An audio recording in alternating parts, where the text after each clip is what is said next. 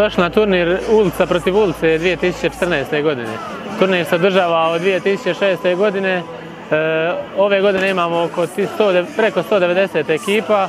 Sam turnir se igra u 4 dobne kategorije, od 8 do 10, 10, 12, 12, 14, 14, 16. Na turniru su ekipe iz svih okolnih gradova Širokog Brijega, Mostara, Posušja, Tomislava, Ljubuškog, Gruda. Prijave su besplatne, svak je dobro došao i vidimo se u vrtiću Pčelica Maja u Širokom Brijegu.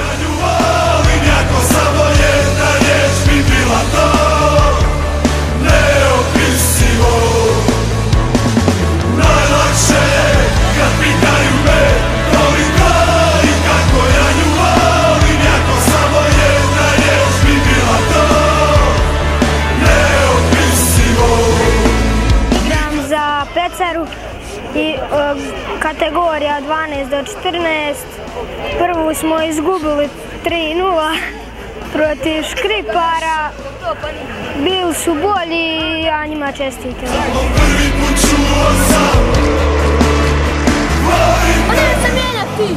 Niko, ti nije nijedno. Pa promijeni se, ajde. Nemoj samo ti, nemoj se, nemoj. Kad pitaju me koliko i kako ja nju volim, jako samo jedna riječ mi bila to neopisivo. Ja sam Luka kad igram, ja dolazim iz kluba Belaj Boys, pa evo kao što vidite padala je kiša, ali nije ništa smetala. Organizacija, pa evo, to je super namješteno, mi smo pomagali, isto radne snage bili.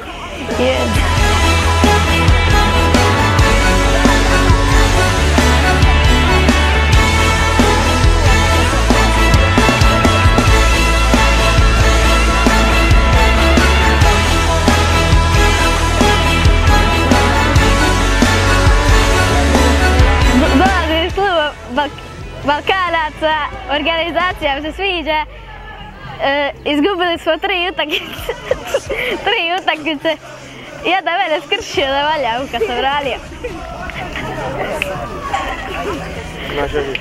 Leja, to ću.